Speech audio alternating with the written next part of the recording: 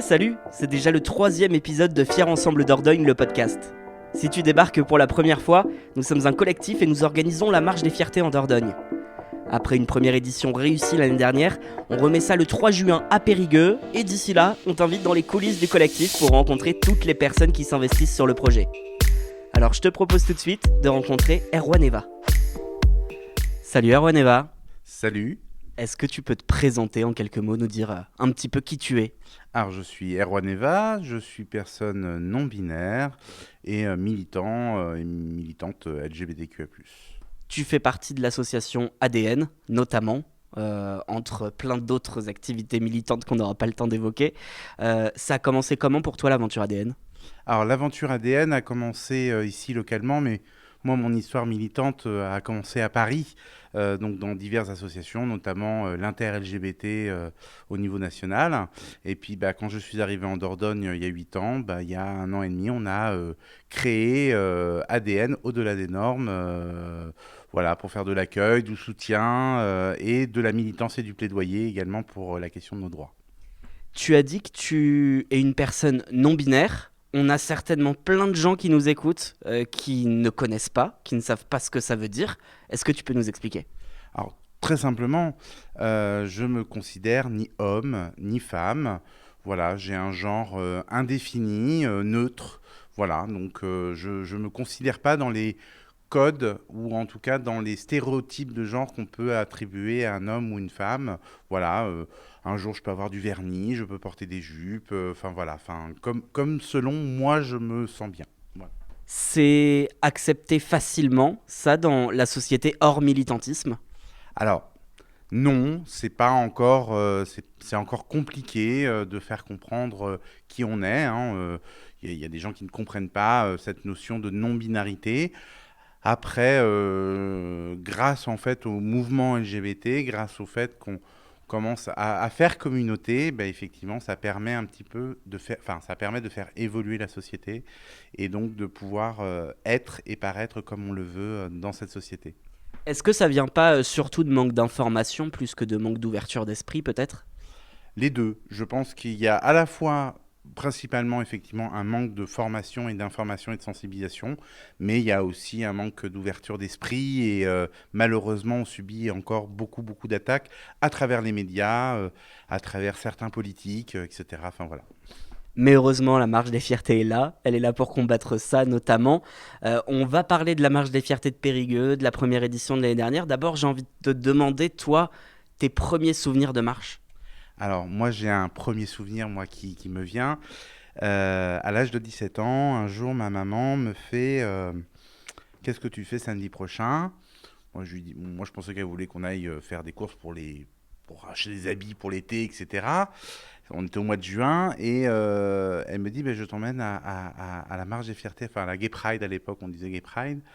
Alors moi et c'était une manière de lui dire je sais et j'ai envie de t'accompagner et je trouve que c'est un très joli moment en fait que j'ai partagé. Ma première marche je l'ai fait avec ma maman.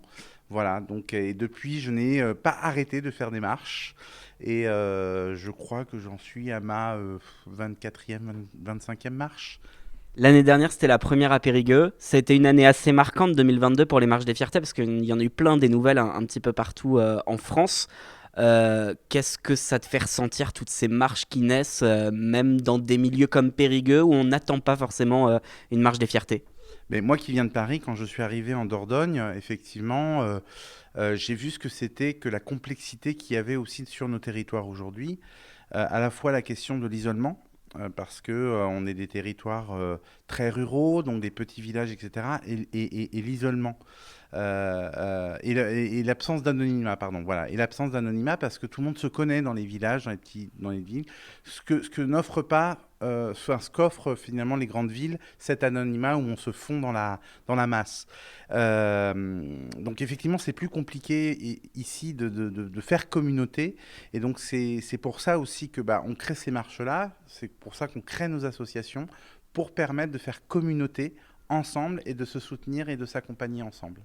Tu étais là évidemment pour la toute première Marche des Fiertés à Périgueux, c'était l'année dernière, le 4 juin. Qu'est-ce que tu as ressenti ce jour-là ? Ce jour-là, j'ai pleuré de joie.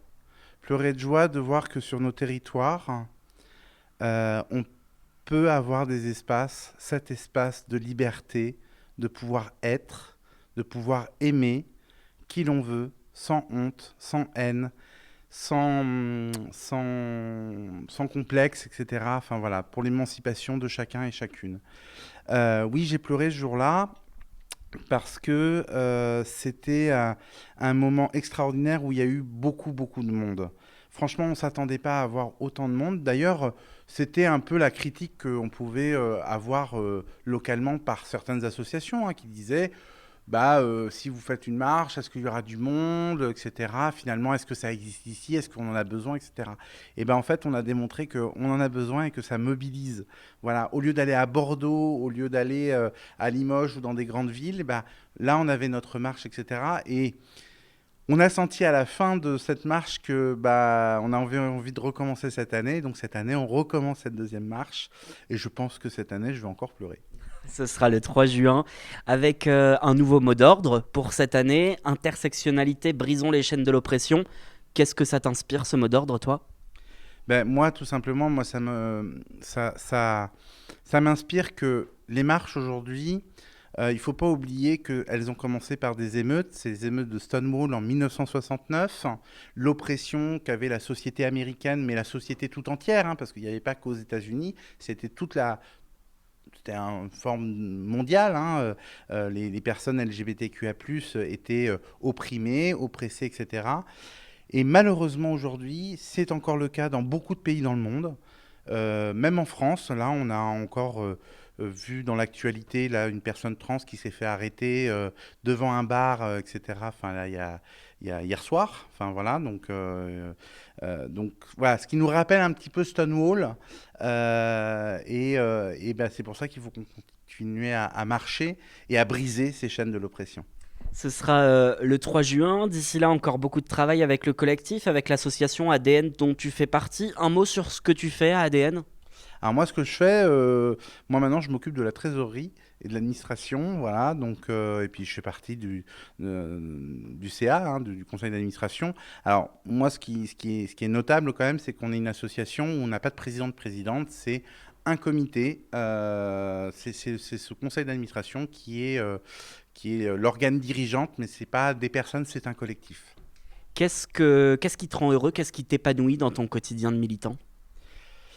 Ce qui m'épanouit, c'est de voir qu'on arrive à faire communauté sur notre territoire, qu'on voit qu'on a de plus en plus de monde au sein de notre association, plus de monde qui veulent s'investir aussi dans cette marche des fiertés, dans les événements et les activités que nous organisons tout au long de l'année. Voilà, c'est nos permanences qu'on peut faire donc le premier et troisième mercredi de chaque mois de 17h à 20h et le dernier samedi de chaque mois donc de 14h à 17h30 à la Maison des Associations à Périgueux. On commence à avoir peut-être même des antennes qui vont se créer ailleurs. Donc voilà, c'est ça qui me rend heureux. ADN qui sera présente évidemment le 3 juin pour la Marche des Fiertés à Périgueux. Qu'est-ce que tu espères pour cette deuxième édition de la marche ? Encore plus de monde et plus de fêtes et plus de revendications. Voilà, c'est à la fois les marches des fiertés, c'est à la fois la rencontre entre le festif et le revendicatif. Et puis la dernière question, traditionnelle, je la pose à tout le monde à la fin de ce podcast. Tu estimes à combien de personnes cette marche des fiertés deuxième édition à Périgueux ? Alors l'année dernière, nous étions près de 500. Moi, je vais dire qu'on va doubler, voire tripler. Entre 1000 et 1500 ? Je note le score et rendez-vous le 3 juin pour découvrir la réponse. Merci Erwan Eva. De rien, merci à toi Benoît. Et voilà, tu en sais un peu plus sur Erwan Eva. Pour découvrir d'autres personnes du collectif, abonne-toi à Fier Ensemble Dordogne, le podcast. Et n'oublie pas, on t'attend le 3 juin à Périgueux. À bientôt.